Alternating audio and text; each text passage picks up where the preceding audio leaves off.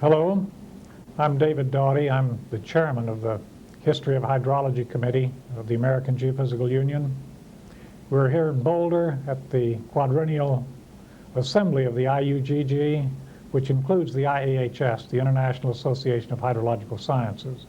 And we're lucky enough to have here with us Terence O'Donnell, who is an emeritus professor from Lancaster University in England, and who is the editor of the Hydrological Sciences Journal. Hydrological Sciences Journal of the IAHS. Terence, I understand you graduated from Cambridge. How'd that come about? Well, I went from a school which had never had anybody go to Cambridge on the strength of getting a maths and physics scholarship to one of the colleges, Pembroke College in Cambridge, with the intention of reading maths and physics, only to find that because of immediately post-war regulations, that if I wished to do that course of study, I would have to go away from Cambridge immediately and do 2 years national service. But the option was put to me that if I wished to switch into engineering, then I would not have to go away and do 2 years of national service. And so I took that soft option rather than be dragooned into the army for 2 years. Well, I don't blame you. Having been dragooned into the Army, I think you made a good decision. So then you graduated in what? In Mechanical Sciences was the official title of the department. It has now become the Department of Engineering. It always really was engineering, but the fancy name had stuck in that department for the previous 100 years. Then you weren't a civil, you became a civil. The system at Cambridge is a very broad one. You don't really become any particular type of engineer. In the final year there were option courses, and you choose if you wanted to go into aeronautics, then you take certain subjects for that. And I did take a group of subjects like soil mechanics and structures and hydraulics, which clearly led towards the civil engineering side. But I would never say that I was qualified as a civil engineer when I came out of Cambridge. And then you went in and stayed at Cambridge, apparently. Yes. As a research assistant? As a research assistant to Ernest Childs, who's a very well-known, eminent soil scientist working in the School of Agriculture at Cambridge. So it was a switch of departments away from engineering into the agriculture school, where there was a soil science unit headed up by Ernest Childs. And I spent 3 years working with him and other people in the group there, primarily on water problems. I really started my professional career with water, groundwater problems, soil moisture problems. My first piece of research there was investigating a tile drainage problem. Tile drains laid horizontally in the soil and usually draining into an open ditch. Childs had been studying this problem on and off for quite a number of years, largely through the medium of conducting paper analogues, reducing the problem to a two-dimensional one. He tackled a variety of issues, and when I joined him, he wanted me to look at what he thought would be the final issue, and that is the tracking of the water table from its equilibrium rest position at the top of the drains when rainfall starts, and rain starts arriving and the water table rises to some equilibrium position. It was quite a tricky one to do because it's essentially a trial and error type solution of adjusting the apparent boundary, finding does it fit the boundary conditions, if not adjust it a bit more until all the boundary conditions are satisfied. And I think it was pretty well at the limit of conducting paper analog work to do an unsteady state problem as opposed to a steady state problem. Mm-hmm. Sounds like an interesting piece of work. It lasted about 1.5 years, and we eventually published a paper in Soil Science. At the same time, I'd primarily been hired by Childs to help develop the instrumentation for a large sand tank which was being constructed for various irrigation and drainage problems. This was about, I think, probably 10 meters square by about 2 meters deep, so a fairly substantial body of sand in which either vertical wells would be placed or horizontal drains again. And my primary specification for this was to develop a system of measuring the pore pressure, the soil water pressure, at many points in this sand body, maybe 200 or 300 points, at possibly half-minute intervals while some non-steady situation was developing. And so I spent about a year inventing a system which did this, and I'm glad to say it worked, and I went on using it long after I'd left Cambridge. But that was pre-computers. How could it possibly work without a computer? How could it work without transducers, without electronics? Yes. I mean, today you would solve this problem in a totally different way. Yeah. I used flexible bellows buried in the sand in protective covers, all connected to an air pressure system which could be raised from normal atmospheric pressure, or even subatmospheric pressure if we want to do suction work, up to maybe 3 or 4 feet pressure of water. And each time these flexible bellows met their proper pressure and moved slightly, it broke the electrical contact, and all these contacts were wired into a wide piece of paper which was marking the point when the current stopped. And so later on you were able to analyze these and see what the pressure was. So it was a complex piece of apparatus, but it worked. So. Well, that's better than some of my experiments. And after Charles... Well, if I can just go on to say, I also did some field work with Charles with a technique he was developing for measuring soil permeability with a two-well method, driving 2 wells into the soil maybe a meter apart, and pumping water from one well into the other, so abstraction recharge over about a meter scale. So this is sampling quite a large chunk of soil and estimating its permeability through the necessary analysis. I'll come back to that later because it comes on to another problem towards the end of my career. Very interesting. And you went from Cambridge to Imperial College? Yes, I left Cambridge to go to Imperial College in London, without at the time realizing that this was like going from chalk to cheese.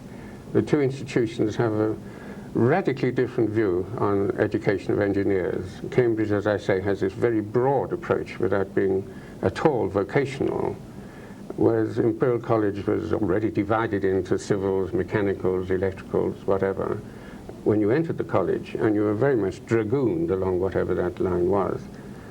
I guess that's when you became a civil then. Well, I didn't take courses there. Of course, I was on the staff as a research assistant, but I could sense this feeling that people were learning in a vocational way rather than a very broad way. Yes. And what did you do there at... Well, I was appointed as a research assistant to Cedric Macy White, C.M. White, who was professor of fluid mechanics in the civil engineering department at Imperial College. He is the White of the Colebrook-White formula for resistance, flow of resistance formulae in pipes and open channels. It's one of those situations where everyone knows of this law as the Colebrook-White formula, but nobody knows who Colebrook was. I think he was an MSc or maybe a PhD student who was doing some of the experimental work for White, but really it is the White equation, and is a very general and perhaps the best of the friction formulae. So I worked with him for 2 years on a variety of hydraulic models.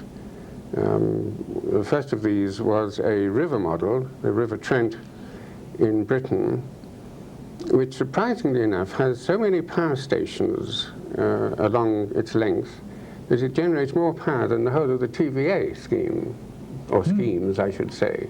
It's a pretty impressive record on what is really a small river in a small country to be able to make that claim. The scheme involved yet another power station being designed at a town called Castle Donington. And the worry was that in the low summer flows, that the water being abstracted from the river upstream, going through the cooling process, the cooling of the condensers, and being recharged back into the stream, would be maybe 10 degrees warmer, 15 degrees warmer, Fahrenheit I'm talking at these times. And that if the river flow was very low, then some of this hot water would recirculate back upstream. It would flow back up over the stream and come back into the intakes again, and go around the circuit many times until you could make a cup of tea out of this water. So this particular hydraulic model of a river was unique in my experience of having a large boiler attached to the model producing hot water, which we fed into the model and watched with floats and diets and so on to see which way the water would move. As a result of that, and also because the Central Electricity Generating Board faced a court action about the raising of river temperatures in general, and the decision was made that if water was raised by more than 5 degrees Fahrenheit, that was defined as pollution of the water. It mattered that it was still as clean as it came out when it went in.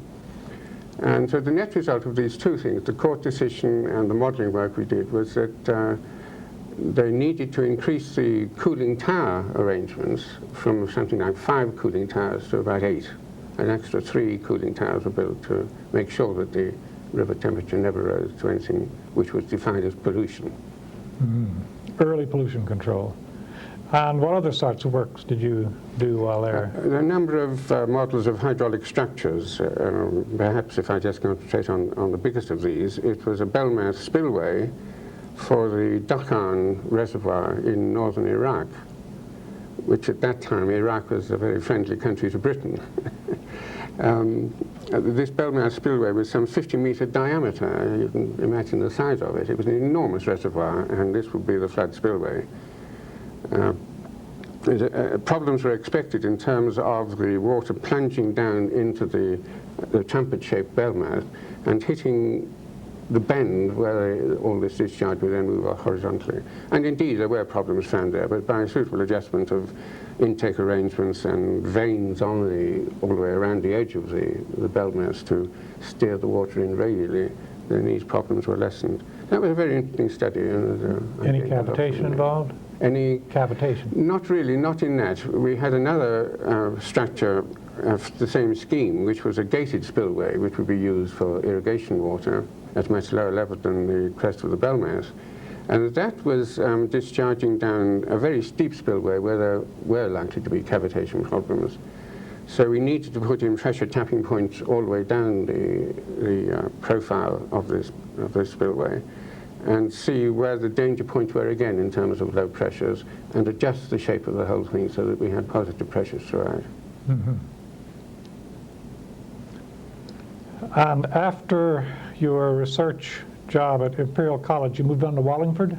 I went to the Hydraulics Research Station at Wallingford, which is a government-funded research station, and worked again on other hydraulic models. The first of these was a loose boundary model of the river in what was then East Pakistan, what is now Bangladesh, the Karnafuli River. This was the problems here were that the port of Chittagong, the major port for Bangladesh, was suffering from silting up problems at the quays where the ships were tying up. Large tidal effects, monsoon effects, large river effects during the monsoon. So you had quite a complex mess of factors coming into this problem. And it was a loose boundary problem because essentially every storm would produce a different set of sandbanks and movements of sand. I spent probably 3 years working on that model, and then another team took over while I went and did other work. I think it was a successful model in the end, but I was glad to be out of the sediment transport field. It was one that doesn't ever seem to have the right answer. That's right. That is a very difficult problem because, as you say, particularly at the flat slopes that you're operating there in Bangladesh, that they don't really know how the sediment moves. And it's a three-dimensional problem where you have to, for similitude, have the movement of the water and of the sediment, which are incompatible. Yeah. So, and of course tidal saltwater effects as well as freshwater effects. It was a very complex study. So what did you use the scaling variable, the salt water, the sediment, or just the plain water? We hadn't got onto the saltwater problem by the time I was moved off this particular study. You were lucky. I was the lucky one. We were getting the tidal flows right, the tidal prism movement in and out, but we hadn't got around to using denser water and lighter water. I'm sure it would have quite a major effect. If I can move on to another river model study that I did there, this was a river in England, the River Severn, which is the largest river in England. Except it flows out of Wales, so let me make that point quite clear. It rises in Wales, but it flows into England. And this was a flood relief scheme for the town of Shrewsbury, which is on the border between England and Wales. And it's where I first got really interested in the flood estimation procedure, because the specification given to me for this model was that we must design it for a flow of 19,000 cubic feet a second. And I used to ask the engineers who brought this problem to the Hydraulics Research Station, how do you know it's 19,000 and not 19,500 or 20,000? And they would then tell me of the flood estimation methods they had used. And I could see you were getting different answers from all these different methods. And I began to seriously think, well, we need to go into this flood game and really work out what design flood should be, or at least expectations and statistics, probabilities, and so on. At the same time I was pondering these problems, Eamon Nash, whose name will be familiar to anyone as a student of hydrology, was working. He came to work at the Hydraulics Research Station on a fellowship from Ireland, and he was developing the work which eventually was produced in his paper on unit hydrograph derivation, published I think about 1957 in the Institute of Civil Engineers Journal. So I was introduced then for the first time to the idea of what a unit hydrograph was, merely by chatting to him over coffee, and realized the problems he was facing.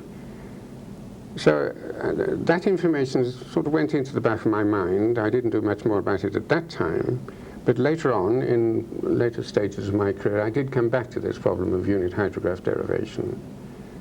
Other problems at Wallingford, I had a dam break problem to study. I had a problem brought to the station by the National Physical Laboratory, the NPL, at Teddington, who are building the largest ship tank in the world, probably exceeded by now, but this was, I don't know how long, probably half a mile long and 40 feet wide and 30 feet deep. And this thing was to be built in the alluvial sand of the Thames Valley. And so it ceased to be a structure and became a ship floating in this alluvial bed. And there was a great worry that with a lot of flexing, that somehow it might collapse, or the end might fall off, or whatever. So we had to do a study of the collapse of the end of this tank and all this water pouring out into the town of Teddington, and what would the effects be. That was a rather unusual one to do, to have a model which you press a button and the end flies off and all this water rushes out. But interesting nevertheless. And you solved it strictly by modeling, not by modeling. Mathematical analysis? Entirely by modeling, yeah. Yes. These days they do everything with a computer, you know, so they would. They wouldn't know whether it was right or not, because they don't have the capability. I think even in the 3 or 4 years I spent at Wallingford, the approach that the station adopted was increasingly towards the idea of giving advice on problems that were brought to them, rather than carrying out model studies. Telling people that, well, if we did a model study, the answer will be so-and-so. And surprisingly, 9 out of 10 approaches were satisfied with that. They took that the expertise at the station was good enough to rely on that as a reasonable answer. Mm-hmm. Well, how long were you and Eamon together at Wallingford? I suppose we overlapped by 18 months or so. He came after I had arrived, and I left before he finished his work. In fact, I left in '57, and his paper was published later in '57. But having got to know him there, of course, I've been in close touch with him forever and a day. Yes. And you went from Wallingford to where? From Wallingford, I went to Brighton College of Advanced Technology for 2 years. Basically hired to design a new hydraulics laboratory for a new building which was being built for the Civils Department at Brighton, and also to do a lot of undergraduate teaching for degree level, London University external degree. And what does that mean?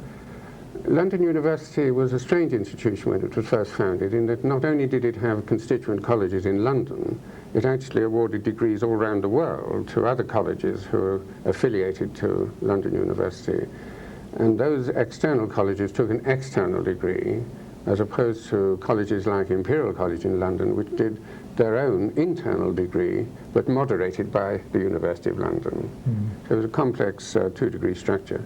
In many ways, I admire students who took the external degree, because they worked to a much more rigid syllabus, a much wider range of subjects, and they were not being taught by the people who were setting examination papers and so on. It literally was taking a degree blind. You didn't know what you were going to get. That system has now more or less disappeared. I think probably it's been wound up altogether now because so many of these external colleges are now fully independent institutions. Yes, there was a large expansion of the university system in Britain and in the world as a whole. Yeah. And so many of these schools, like in the United States, became universities granting advanced degrees on their own. Yeah, yeah. And what did you do besides designing the lab? Did you do any research work there? Yes, I did, because this problem that I mentioned of the unit hydrograph derivation, that was simmering away in my mind during this 2-year period at Brighton. And I first got onto the idea of using harmonic analysis techniques to solve or to help solve this problem of deriving unit hydrographs. This again harks back again to this general degree training at Cambridge, in that I'd been introduced to harmonic analysis in the very heavy maths teaching load in that course. And it intrigued me when I first came across it that you could actually use, to give this proper name, an infinite Fourier series to represent any shape of curve with discontinuities, abrupt changes, whatever you like. You can use an infinite Fourier series to represent this. A harmonic series is a finite series of a limited number of terms, which you would fit not to a continuous curve, but to a series of data points, where you have spikes, data points to fit, and you can fit them exactly with a harmonic series. Well, it struck me that if you take the rainfall input, the unit hydrograph, and the runoff response, the classical 3-graph representation of unit hydrograph, that if you analyze all 3 of these functions over a fundamental common time base, then there must be relationships between the frequency, between the coefficients of, say, the 3rd harmonic of the rainfall, the 3rd harmonic of the unit hydrograph, and the 3rd harmonic of the runoff, must be related in some way, and uniquely related and independent of all the other harmonics. And after a lot of heavy algebra, this turned out to be so. Well, I was doing all this at Brighton before I then left Brighton to go back to Imperial College. That has been sort of overtaken also by the current rainfall runoff models. The unit hydrograph analysis actually was a linear systems analysis, as later was pointed out to us by Jim Doog in his very important fundamental paper.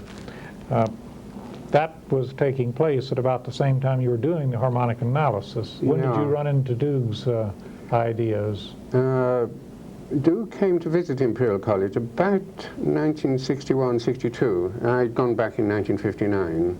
And by then I'd really solved all the algebra of this harmonic analysis approach and had published a paper in 1960 at one of the IASH meetings. Jim Doog came in and argued with me, as always, that this wouldn't be a proper method because a rainfall, a unit hydrograph, a runoff is a single unique event, whereas harmonic analysis is essentially for analyzing repeating things like electrical waveforms or whatever. But I pointed out to him, you only have to imagine that rainfall has already happened in the past and is going to go on happening in the future, and so you can look on it as a repeating event, and harmonic analysis is ideal for it. Well, this stimulated Jim into thinking there must be other ways of solving this problem. Perhaps I ought to point out that this was the first time that there had been a direct analytical solution to the unit hydrograph problem. Nash's work had involved using a model of the unit hydrograph, the famous cascade model, and relating the parameters of that cascade. We call those conceptual models in those conceptual days. models, yes. That's right, of which you have n linear reservoirs with a storage constant k. So you have a 2-parameter conceptual model. Nash's great achievement was to be able to relate those parameters to the moments of area of the rainfall and of the runoff. But he essentially was still using a model, and this was not a pure analytical solution. The harmonic technique for the unit hydrograph, which is, as we now put it in systems terms, you've got an input, a linear system, you have an output, and you identify the response function of the linear system by some process of inversion. In my case, I was using harmonic analysis. I didn't know all these terms about inputs and outputs and system response functions and so on. That came later when Doog was doing a lot of his work. So this was an achievement, I think, which is worth recording, that it was the first time that, in a relatively simple way, despite the complexities of some of the algebra, it was easy enough to find a unit hydrograph from rainfall and runoff data. It sparked off Jim Doog via his realization that harmonic analysis is one of a whole class of techniques of using what are known as orthogonal functions, which are very familiar to the systems engineers, but were not familiar to hydrologists. He realized that there are other types of orthogonal function, and therefore set about to try and use one of these other methods to see if it was better than the harmonic method, or at least as good as. He chose to use Laguerre functions, which are pretty more complicated functions in the harmonic way. And eventually, when he moved off the continuous function type of analysis to the discrete data point analysis, he had to move on to even more horrific things called Meixner polynomials. So the objective was achieved. He did find another way, another class of orthogonal function which could be used to invert to solve for the unit hydrograph from input and output data. I still have a sneaking feeling that there are yet other orthogonal function methods which could be used, and perhaps in my further retirement I'll get back to looking into it. But of course the world has moved on now. We don't really think all that much, at least in hydrological research terms, of using unit hydrographs. They're still widely used in engineering practice, either by harmonic analysis or by other classic techniques. Yeah. So I think I will move on to using another class called Chebyshev polynomials, which are, I think, more ideally suited to the sort of shape of curve we have with the unit hydrograph. They concentrate on not data at equal intervals, but at data which is fairly crowded up at the ends, but rather sparse in the middle, which is really what we want. We want to identify the ends quite well, but the middle part is well defined with relatively few data points. Well, I should think that almost any set of orthogonal functions could be used to derive the unit hydrograph. Yeah. Should be, because all you're wanting is a set of orthogonal functions. Well, that's interesting, because Jim came along with his systems theoretic approach, but you were already operating in that mode.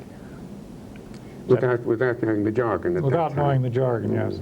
Well, I learned the jargon before I learned the tools, because I took some systems engineering in the electronics, not department, but from the electronics program at Stanford.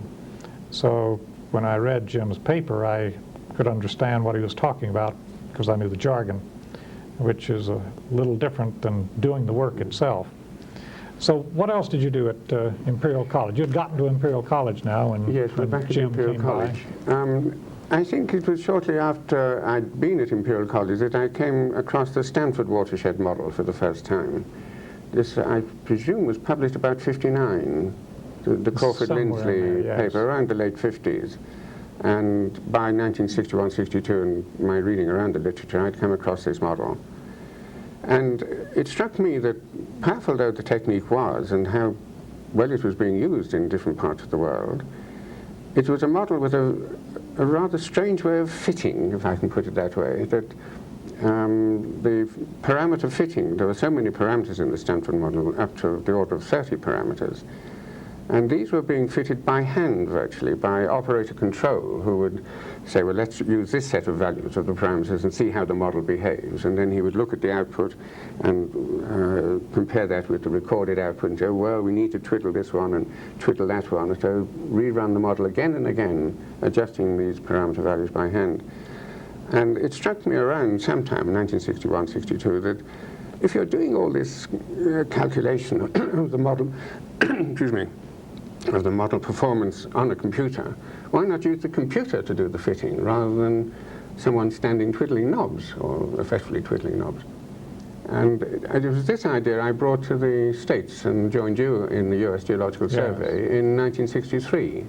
Yes, I'd that's already true. got on to the stage of developing a relatively simple model with a smallest number of parameters and getting into the use of optimization routines, automatic optimization routines.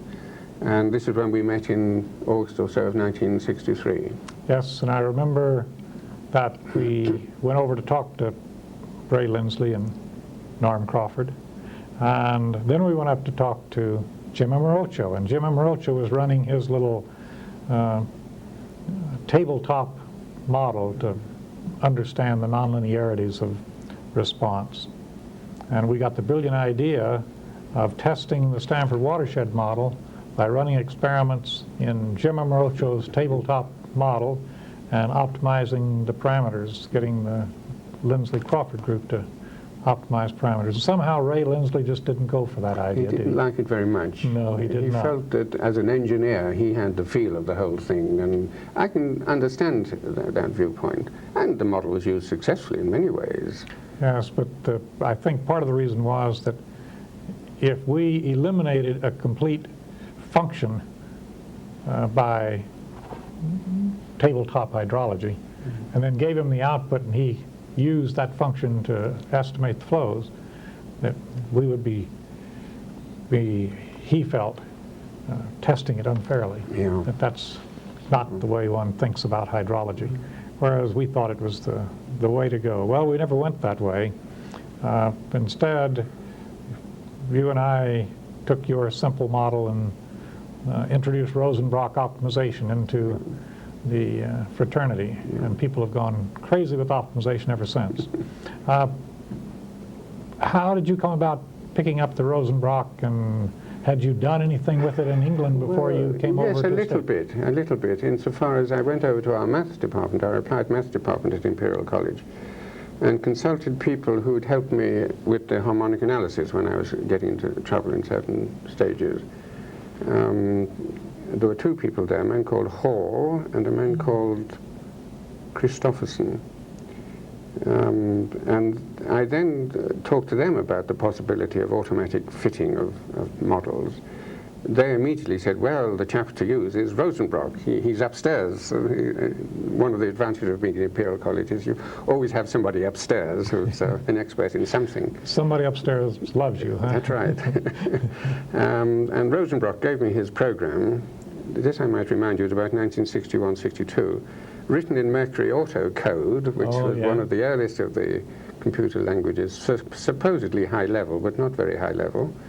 And it's that I brought to the States with me, and we had a lot of fun and games, you and I, translating this Mercury Auto Code into a dialect of Algol called Balgol, business Algol, I think. No, Burroughs Algol. Ah, was it? Burroughs, and the Burroughs something, 6600 or whatever it was. Machine. Yes, that we had in the Geological Survey at that time, and which Stanford also had, so it was an advantage because we could go to Stanford and debug our programs. Yes, you remind me now that this was the only time in my life when I've been let loose on a digital computer myself to operate it. Remember, there was a young girl who operated these things. She turned out to be from Liverpool, which is almost where I was born, and so we had a great time together.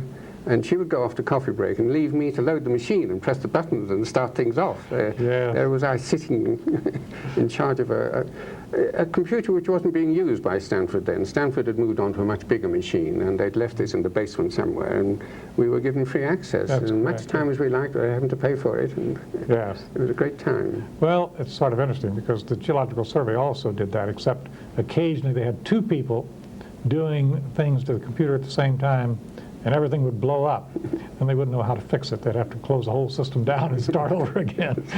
Yes. When you do turn people loose on it, you got to make sure you turn them loose one at a time, I guess. Yes.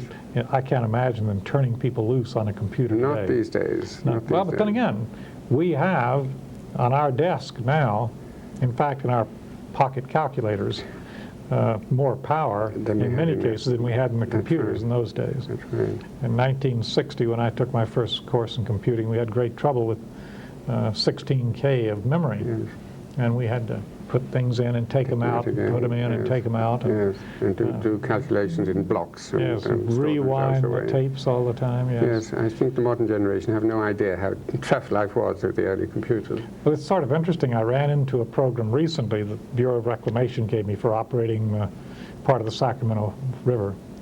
And it had been written so long ago and been used for so long by the Bureau of Reclamation that I could tell that much of it was based on that old technology, because they had 72 tapes, rewinding this tape and doing that to the other tape. And it was very interesting because when I put it on my PC, it wouldn't operate because there were too many tapes, more tapes than the PC would allow you to use. So we had to go through and figure out really how the model worked in order to reduce the number of tapes that were used. And it was all based on the technology of when the program was written. Well, I spent a year with you with the survey, having solemnly in the process of becoming a federal civil servant for a year and a day, that I would uphold the American Constitution. I would not, all this business, and I'd never expected to have to do that when I came on sabbatical leave. But I did become a fully fledged federal civil servant for that year.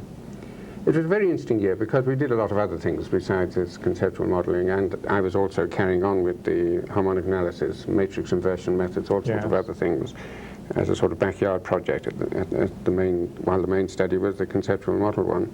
I think we achieved something with that simple model, and I think we laid down the guidelines as to how work should go on, and particularly with sensitivity studies as to how responsive is a model to a particular parameter and its large or small changes.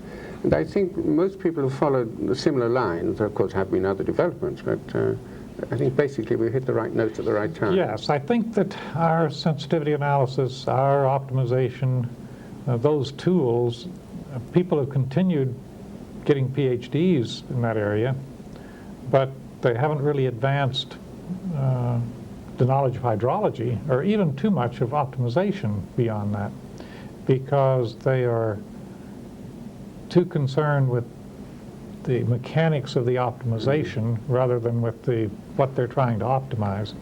That's very true, because after my year with you and returning back to Imperial College, I acquired a research assistant there, Richard Ibbett, who really went into this optimization thing in a big way and got hold of all the optimization methods at that time, Rosenbrock, the 2 or 3 different routines that Michael Powell had developed at the Atomic Energy Research Establishment at Harwell, and 3 or 4 others. He had 8 or 9 different optimization algorithms.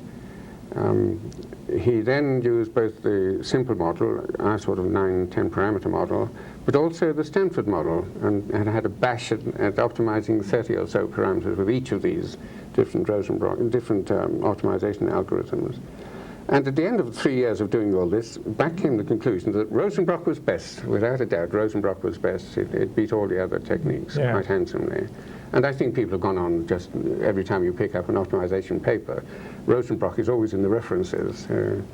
That's true, and in fact, I think that of course, based on our work, I developed computer models for the Geological Survey, which included optimization, and they included the Rosenbrock. After I left the Geological Survey, they still are carrying on that Rosenbrock optimization. So very interesting that at least it's still being used, and even though some people are still looking for the tool that's better, it's still a very usable tool for getting at the answer. Well, Ibbett, it seems to me, I think it was he in his work that came up with the problem of getting local optima, which then, once he spoke of this, then you could see very quickly that it was data-oriented, that if you had a small amount of data, that your response surface would be uneven, that you would have a local optimum which represented optimizing each data point, and unless you had a cluster of them at the right spot, you would end up with any sort of an objective optimization program, a possibility of optimizing on a point that was related to one of your peaks that was an error, and you could optimize the errors. And so that was a very good advance, I think, that IBIT did under your guidance. What other if I may interrupt to add Yes. that the other big problem, perhaps you were going on to say it yourself, was the problem of parameters which are insensitive, or rather the model response is insensitive to particular parameters for certain periods of operation of the hydrology that you're trying to model. For instance, a snow parameter is not going to be doing much when you're in high summer and there's no snow in the system at all. So these, what we came to call insensitive parameters, can cause any optimization method to wander around on a sort of plateau, never being able to get off the edge of the plateau or up the next range of mountains. And so the whole optimization just hangs up. The computer just gives up after however many iterations you have given it as a limit and says, can't get anywhere. So that was another problem that he explored at some depth. Yes, that's correct. Well, and in fact, if you look at some of the global modeling today, you see that some of the things that we were working on back then in the middle 60s could be put to good use on the global circulation models, where the fact that the different hydrologies will give you different sensitive parameters and different insensitive parameters. If you're in a humid climate, you get one set of parameters. If you're in an arid climate, you get a different set of parameters that really control the system. And that, I think, was another thing that you and I and Peter worked on during those years. Indeed. What other things do you remember working on at Imperial College, or that grew out of the GS work that you brought with you from Imperial? The IBIT work carried on for another 3 or 4 years. I don't think I had another research student on that problem, but I'd moved on to other things by then, and many other people around the world were working on these conceptual models, deterministic models. I suppose what happened was that the staff in the hydrology group at Imperial College grew from a man and a boy to having Enda O'Connell, Mike Hall, Elizabeth Shaw, and others who came and went. And so the staff expanded, the interest in the department expanded greatly. Enda O'Connell was a great time series Box-Jenkins stochastic modeler. He is now a professor of water resources at Newcastle University in Britain and is well known internationally. Mike Hall was concentrating on the urban hydrology side of things, and he is now a professor at Delft in the International Institute of Hydraulic Engineering there. Elizabeth Shaw was a great expert on rainfall and rainfall records and how to handle things and how to manipulate data. So between us, we broadened the whole aspect. We were taking on particularly a lot of consulting jobs, which applied hydrology for once and not basic research hydrology. And I think we were at our eyes in doing flood studies on various rivers in Britain, drought studies, again structure studies. A whole range of things will be brought in by consulting engineers who always want the answer yesterday, and so you have terrifically concentrated periods of working hard. So the basic research rather receded into the background during that time. Well, I know Mike Hall brought in a lot of cities work because of his urban hydrology. I can remember that, in fact, I thought he went into consulting, didn't he, before he went off to Delft? Yes, he did. He went to work with Halcrows in London. That's correct, yes, I remember now. Yeah. And that grew out of the fact that he was being called upon so much. All over the world Yes. for problems of that sort. Yes. It's an exciting life in the consulting world where you're still being an academic. But it's very wearing. I mean, the times that I would be up 3 or 4 o'clock in the morning writing reports because they wanted them, because the engineer was there and the client was pressing and so on. It was a hectic life. Yes, my story when I left the Geological Survey was people asked me whether things were different in consulting or not. And I said, no, they're really not very different. One of the major differences is when I was in the Geological Survey and a report came due, I turned in a memo explaining why it was going to be late. In Dames and Moore, I turned in the report.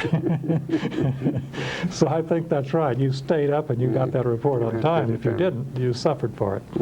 Well, that's true. Well, the theory of the unit hydrograph and linear systems analysis and all that actually led into our famous or infamous Committee on Mathematical Models in about that time. In fact, I think that even preparatory to that, you and Kreinoff and whoever else put on a course, didn't you, at Wageningen on... I think that may have come a little later, that course.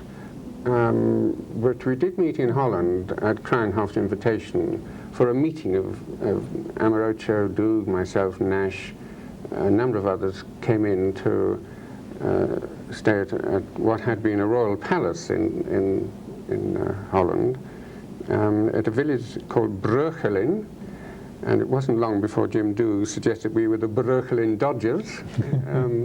Artful Dodgers. The Artful Dodgers. And we spent a happy week writing on blackboards and rubbing out each other's writing as fast as it was going on the board, but we had a very happy week. I think that might be the thing you're thinking of at that time.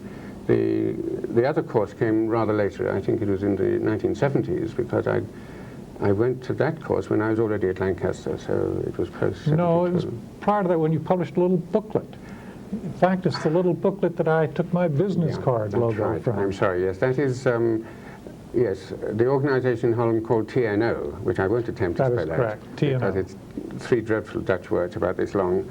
There was a one-day meeting, essentially, held at the headquarters of TNO, in which I gave a paper, and Kreinoff gave a paper, and someone called Schultz from South Africa gave a paper, just the three, and they were published in a grey-bound book. That was the one, yes. That's right. That was what sort of introduced me or expanded my view of what Jim Doog was talking about in his paper, in that you could see the application across the field. And it was a little more explanatory. Jim's was very terse, if you might say. Yes.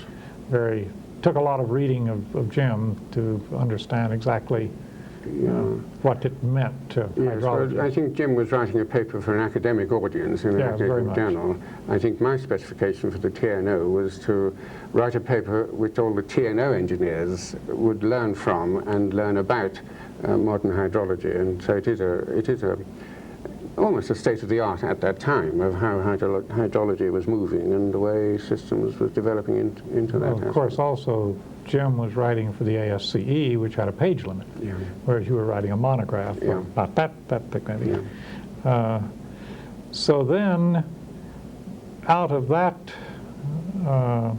activity or period with Amorucho and Jim Doog and you and Eamon and the group in general, grew this Committee on Mathematical Models.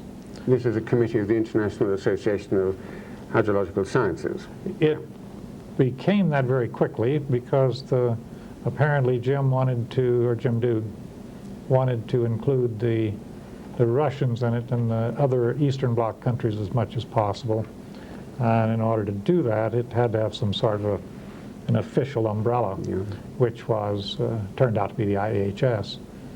And it seems to me that the first meeting of that was in London.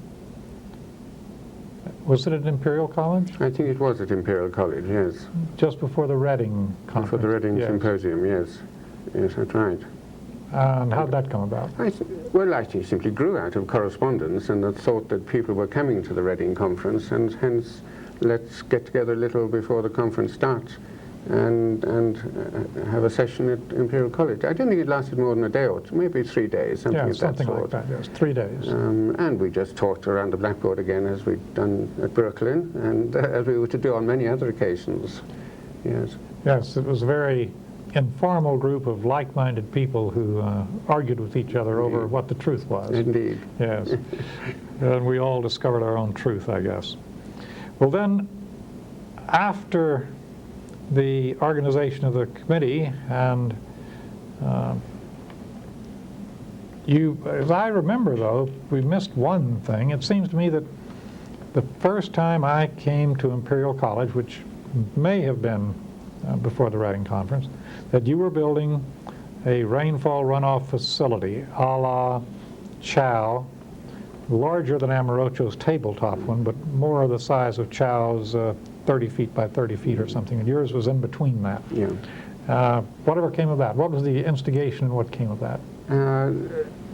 That experimental facility was one which had been designed by my predecessor at Imperial College, Peter Wolff, who was a reader in hydrology at Imperial. Eventually he took a chair at another of the London colleges at the City University.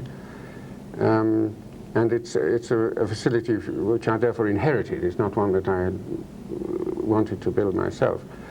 We spent a lot of blood, toil and tears with that facility in getting a rainfall simulator which would allow for moving storms and storms which changed in intensity as they moved. I think it must have been 2 or 2.5 years, something of that order, getting a system designed and working before we could even think of what are we going to do with the rain which hits the ground or hits the model. Yeah. Mike Hall was deeply involved with this, and I think this is why he got into urban hydrology, because the first models we built were impermeable surfaces. We thought we'd better keep groundwater out of this modeling for a little while. Let's get on with that. All that work was coming to fruition more or less at the time that I left Imperial College. It carried on for another 3 or 4 years with a lot of assistance from the Institute of Hydrology, which had been formed by then. They were seconding staff down to Imperial College to help run this facility. Because not only had I gone, Mike Hall had also gone, so this apparatus was rather left without anyone to direct it. Eventually, a lot of information was got, but nearly all on impermeable surfaces and checking out kinematic wave type models, this sort of thing. And eventually, the hydrology section gave that apparatus up to the seismologists at Imperial College, who put strings underneath the tank and used to wobble it and shake it around and build structures and see how they would stand up to. How about that? It serves a totally different purpose now. Yes, that's interesting. Well, what else did you do at Imperial College then after the large amount of work on linear systems analysis and optimization, and who were your students after IBIT? I had a number of students. Swinnerton, who is now the Chief of Research at the National River Authority in Britain, he worked on motorway drainage problems. We had a contract with the relevant ministry to look into the design of motorway drainage, which is quite a problem, as you well appreciate in this country. Yes. You have very broad expanses of concrete. They go around curves and up hills and down hills, and you really have to be able to shift an awful lot of water if you get a rainstorm of the order of centimeters per hour falling for 5 minutes. There's a bit of a flood wave, kinematic waves running down the surface, and you don't want cars sliding all over the place. So rapid drainage, efficient rapid drainage is pretty important. Well, the drainage design for roads in Britain prior to the motorway age, of course, was a bit old-fashioned, and it didn't really take care of the problems that you're faced with motorways. So this contract was a 3-year thing, and Clive Swinnerton worked on this, collecting data on motorway sites. We were inventing simple models to try and reproduce the data that he was collecting, and that was eventually adopted by the relevant ministry as a design tool for future motorways. I had a student from Pakistan who wanted to work on, again, a soil or groundwater type problem, so I suddenly thought again of my work on conducting paper analogues at Cambridge. Never been quite happy with the results we got on that, because it was such a trial and error and rather crude method. So we built a viscous flow analogue of this problem, a Healy-Shaw model, I suppose 12 feet long, 5 feet this high, and reproduced the tile drainage conditions again, and fed this with oil as a rainfall coming into the top of the model.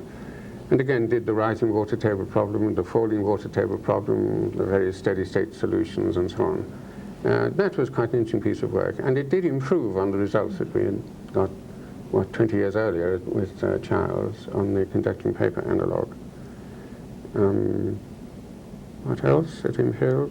I think that probably covers the majority of the work. There are lots of little things which always go on, but nothing else. Yes. Then you went off to Lancaster.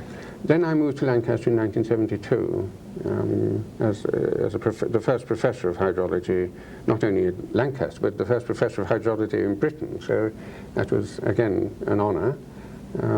We now have a second one. What do you mean by that? You were the only professor of hydrology? Yeah. How, the first? I was the first and only one. The only one? Yes. Until 2 years ago, Howard Wheater at Imperial College is now a professor of hydrology. And that's a 20-year gap before we had another one. In the official title I'm talking about. There were only professors of civil engineering who were teaching hydrology, but not so named.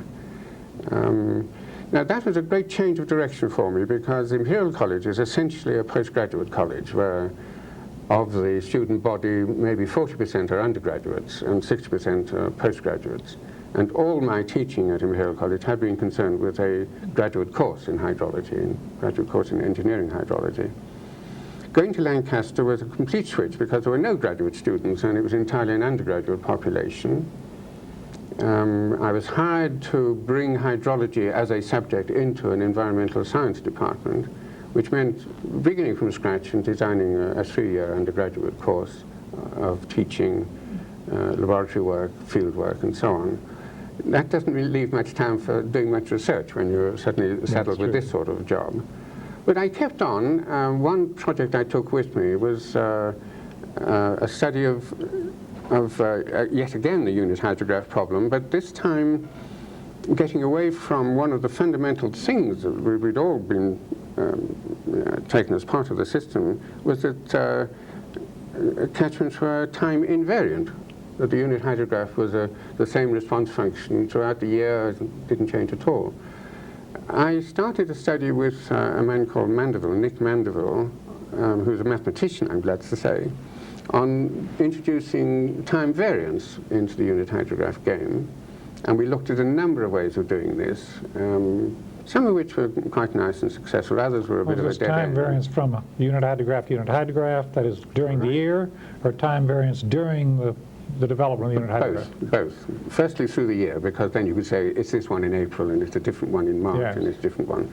But then we thought, the time variance could be while the event is happening, and we explored that a little as well. That was written up in a paper in WRR, in Water Resources Research. I haven't seen anybody take it up any further. It's one of these things that you throw into the pool thinking, well, the ripples will spread and someone else will take it up, but I've not seen anything, and I've not done anything further with it myself. I think it needs a better mathematician than I am, because there's quite complicated stuff in handling it that way. But it always struck me, rather than going straight into the nonlinear game, which we were all doing, or Amrocha was doing and we were following, it might be better to move one step at a time and hold on to linearity, but allow time variance to come into the system. Well, it seems, in fact, there has been this dichotomy ever since Amrocha started the nonlinear stuff, nonlinear unit hydrograph, if you can sort of contradiction in terms, that there are those, and particularly now with the computers, almost everyone, trying to model almost everything, every bell and whistle, whereas there are those, certainly like Jim Doog, who keeps trying to pull the rope back and keep people to think in terms of the linear system first. And I think that in that sense, that's sort of the spirit that you were heading down, is to try to make a simple system first before you look at the complicated system. Because if you go into all the nonlinearities, then you would never see the time variance. At least you would try to explain it first with a nonlinear system. And when in fact it may just be the parameters are varying, but the system is linear. Yeah. Is that sort of the way you were thinking? Yes, it was. As I say, when Mandeville left, in fact, he went back to what is now the Institute of Hydrology, and then went off to Nepal for 6 years, working for WMO. We lost touch on that one. I've met him since, but and he now has ideas. He rings me up and tells me he's thinking of doing something, and would it be worthwhile? So we have a long chat, and then he goes away and tries something. That lasted, I suppose, for the first 2 or 3 years at Lancaster. The other major study which comes to mind there was a Brazilian student. I had 2 Brazilian students in the first 6 or 8 years at Lancaster. Now, were these undergraduates? No, these were graduate So students. you started building a graduate program in That's Lancaster. right. At the same time as developing all this undergraduate stuff, I was getting letters from authorities around the world wondering whether I could take on a student. Well, I would pick those that I felt would be able to manage themselves, because I knew I wouldn't have much time to sit over their shoulders. One of these was a very bright Brazilian called Machado. And I fed him with the idea that we do all this conceptual modeling with things like our simple model or Stanford model. How reliable are they to errors in the data? What is the reliability of these models if you say have a very long data record and you use different chunks of it, and there are errors in the data, and you're going to design something in the way of a reservoir or whatever it may be, some project has to be designed on the basis of this model study. What is the reliability of the model to errors in the data record? And I left him with this problem to get on with it, and he went away and I think did a very good job. It involved an enormous amount of computing, because we were generating thousands of years of data, chopping it up into 50-year blocks, 10-year blocks, 25-year blocks. Now, this is artificial data, you mean? Oh, it's all artificial data. In other words, we started with a model, put a rainfall record into it, got a runoff record out of it, about 1,000 years long, and then chopped this up so that you are getting, if you use 5-year data, then you'd expect a great deal of variation in the output of whatever the scheme was going to be. That came to certain conclusions, and I think the main one was that you needed at least 5 years of data, and preferably about 8 years of data, to feel that you could get to a design level within, say, 95% of what you're aiming for. And anything less than that, then you're beginning to spread away from the desired optimum. That, I think, was also published in Water Resources Research, but my memory rather escapes me now as to whether it was there or I think another that's journal. correct. I think I remember that being published in Water Resources Research. I should have looked at my CV before coming into this. No, you're supposed to tell us about truth, not yes. about dates. And what else did you do at Lancaster? The most recent thing I've done is to look again at the age-old Muskingum method. It had always struck me when I used to teach the Muskingum method to students as to what a dreadful method it was, in that if you have a long river reach, you have to break it up into shorter ones, maybe 4 or 5 miles in a reach, perhaps less, depending on the river. You have to fit the Muskingum model by a most tedious trial and error graphical method. And altogether, it was really a monstrous thing to impose on anyone, and yet people were using it in design offices. They must have had more time than sense to be able to do this sort of work.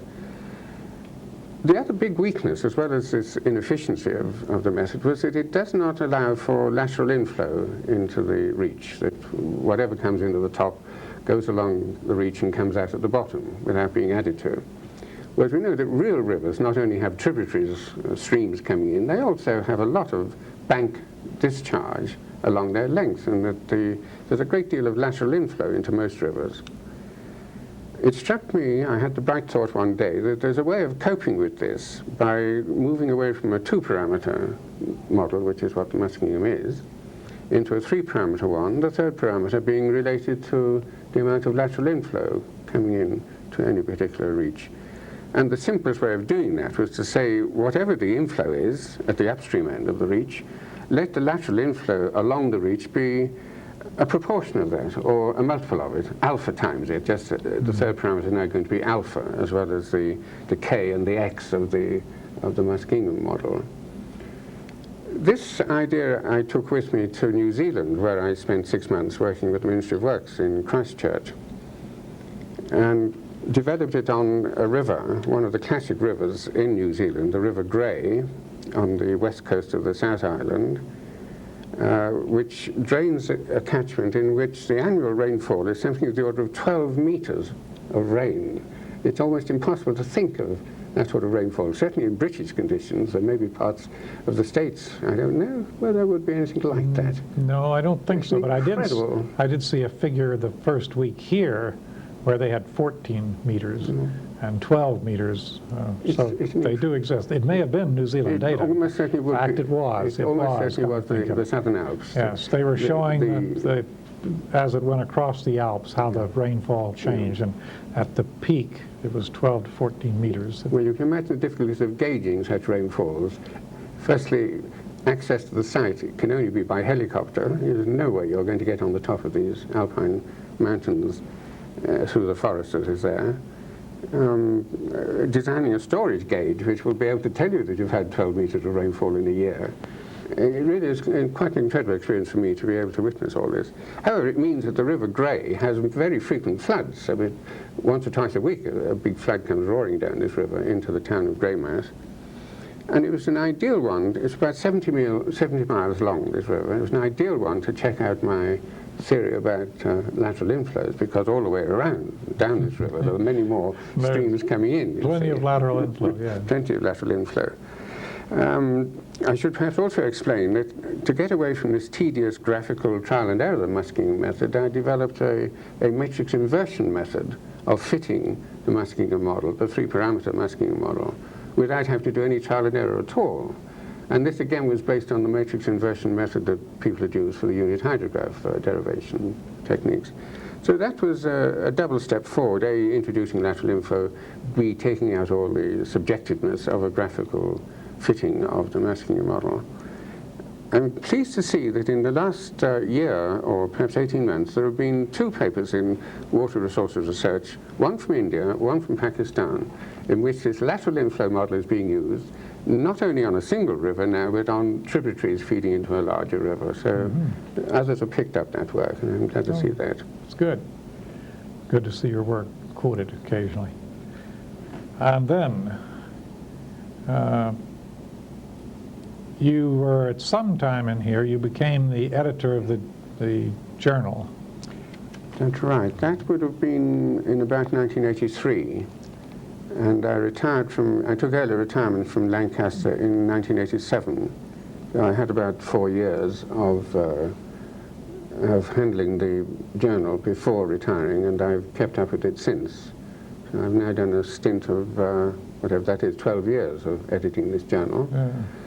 And I always say that it's one of the quickest ways of losing friends is to take an editorship of a journal, because you invite your friends to review a paper and they look at you rather coldly next time you meet them at a conference. Oh, what is even worse is when you turn down one of your friend's papers. Oh yes, that's even worse. That's even worse. But then I can always claim that it's not I who have turned them down, but it's my anonymous reviewers who have turned down the paper. And would you please revise it to That's right. to meet their objections? And how much time in your last 4 years then at Lancaster was taken up with the journal in addition to what you were already doing? Yeah, well, the last 4 years I was already easing out of the full-time post, in that the university were happy to give me nominal retirement but immediately rehire me for a period of 3 years on a part-time fee-earning basis. So although I went on doing all my teaching, I was merely being paid for that. And so all the overheads and everything else that universities I was involved was saved by the university. It was a great money-saving exercise. Retire the guy, immediately rehire him, and pay him less was the sort of attitude. So that I did have more time then for the journal than I otherwise would have had. I spend about a day or a day and a half a week on the journal now. As time goes on, you get better at it and get quicker at it. And I have very efficient staff at the Institute of Hydrology in Britain who do a lot of the logistics of the journal editing. So you do it through Wallingford then? I do it through Wallingford, yes. The press office is in Wallingford. Everything is handled through Wallingford. So I keep my private address very secret, otherwise a lot of mail would be Where are you? Yes, I know what you mean. It's like an unlisted telephone number. No matter who comes into town, they can't phone you, so therefore you won't be bothered. And what are you planning on now? Any more research? Well, I have, yes, I'd like to take on the time variant thing a bit more. I have another, this is one I forgot to tell you about. Getting back again to the two-well problem. I mentioned again how this way cycles of work come up again. You start something in your youth and you pick it up in middle age, now again in retirement. I've always had an interest in this two-well problem of one well abstracting water and pumping it back into the other one, or alternatively an abstracting well in a well field which is supplying whatever municipal authority, industry, another well which is being used to recharge with dirty water or polluted water or whatever, hot water even. There are a number of air conditioning schemes in places like New York where they're putting hot water back in the ground and letting it recirculate and be taken out again. And when I looked into the literature, I fairly quickly came across the standard solutions, the sort of thing you'll see in any textbook now in hydrology, of where you have the flow pattern which is very much like a bar magnet with its equipotential lines. You shake your iron filings on and tap the paper and you get all these beautiful circular or parts of circles which are the equipotential lines. Well, that's very easy to solve as a groundwater problem. It's a classic undergraduate one. Then it gets a bit more complicated if you introduce a flow in the aquifer prior to the installation of these wells. If you've got an ambient flow in the aquifer before you introduce this abstraction recharge pair of wells. Again, there are solutions in the literature for when the uniform flow in the aquifer is parallel to the line of the wells. That's an easy solution. And it's relatively easy if it's at right angles to the line of the wells, but it's not at all easy at any other angle. So this is the one I set myself to solve, that what about the situation where you have an ambient flow which is at any old angle, alpha, to the line joining the wells? And what about the further complication if the discharges in the wells are not equal? The classic solutions are always equal. What if the abstracting well is taking 3 times the recharge well? Conversely, what if the recharge well is 3 times the abstraction well? So adding all those complicating factors in, I did finally, after a lot of pages and pages of algebra, find the solution to this in algebraic form. It was pretty horrendous to try and translate this into numerical answers without the aid of plotting lots of graphs and design charts. And that's what I've done, and published that work in the Irrigation and Drainage Division of American Civils. I should think that that would lend itself to computer simulation, though, did you? Oh, surely. That's the way you do your solution. You would indeed. Yeah. And if you went from 2 wells to 3, 4, 5 wells, you would only ever think of doing it by computer work. No closed form solution. No closed form. But this, I did find a closed form solution to this general problem. And that's one I'd like to take further now, because what I did publish was, in fact, the steady state solution. Once all these things have settled down and you've started your well and you've let it run and everything's come to a steady state, what would be more interesting is what is the time growth of, say, a pollutant put into a recharging well as it sort of creeps through the aquifer and converges back again onto the discharging well? What's the time history of how rapidly does that pollutant grow? When does it become dangerous in terms of whatever the abstracting water is being used? So that's the next phase. That's waiting to be done.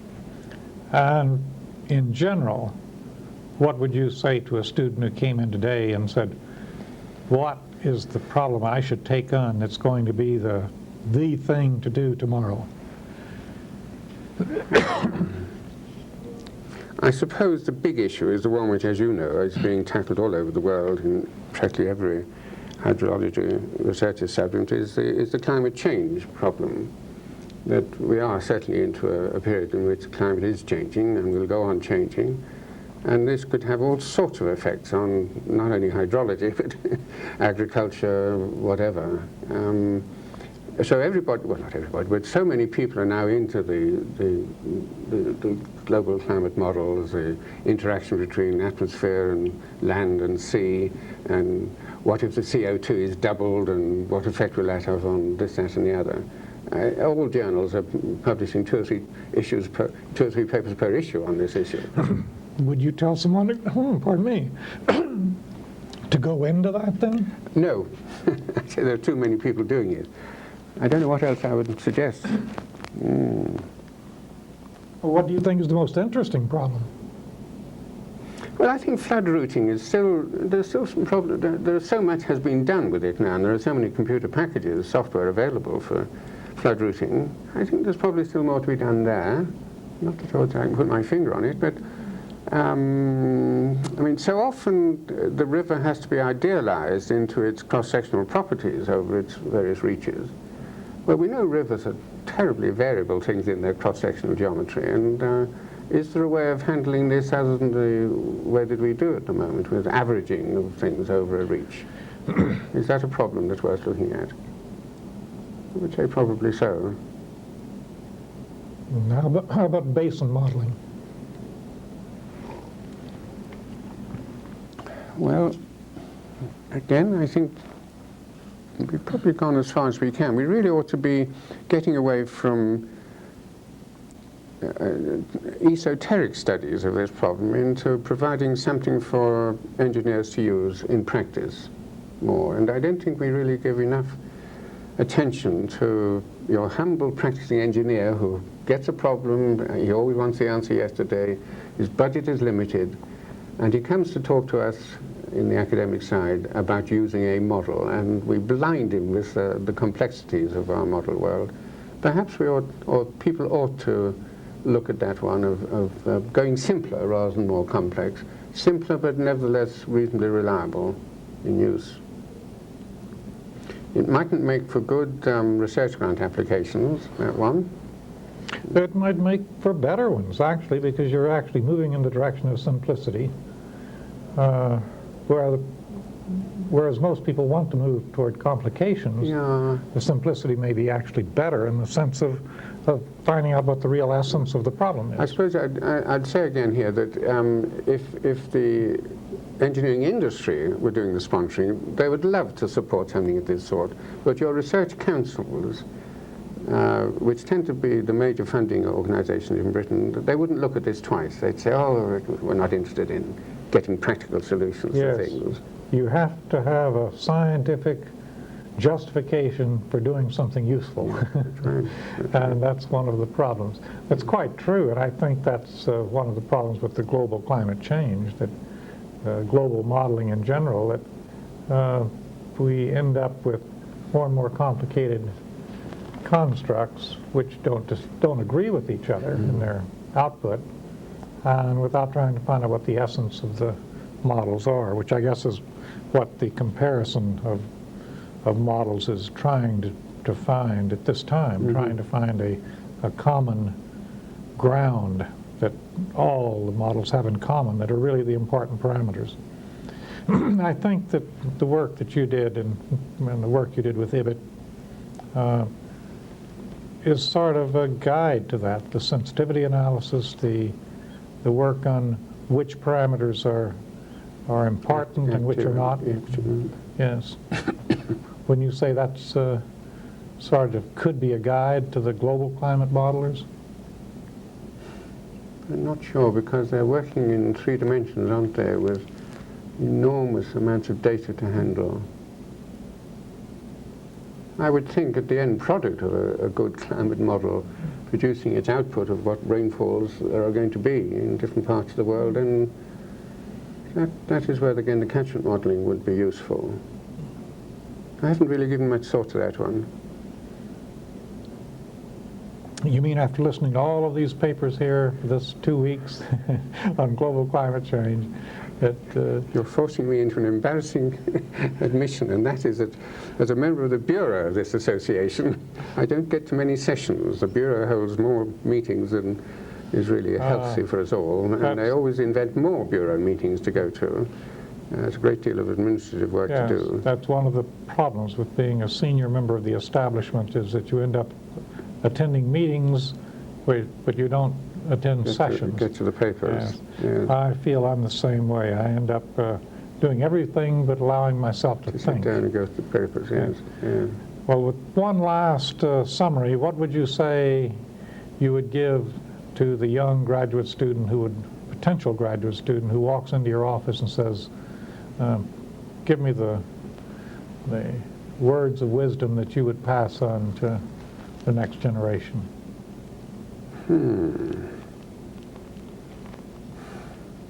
Well, in my case, if I can put it in this personal way, things have recurred throughout my professional life. As I say, the things at Cambridge came in again at Imperial College, have come in again at Lancaster, over periods of gaps of 20 years between each. But these ideas, they lie dormant, or they move around slowly somewhere in the back of the mind, and suddenly they come out into the light of day, and you get on with something again. I think, don't forget what you've done in the past. You know, it's a memory you should hold on to, and maybe it'll come back again, maybe it won't, but the future is not always different from the past. It can be repetitive. Well, with that, I want to thank you very much, Terence, for visiting with us here and giving us your perspective on hydrology, I guess, hydraulics also, but then again, aren't they pretty well related? Yeah, indeed. Thank you very much.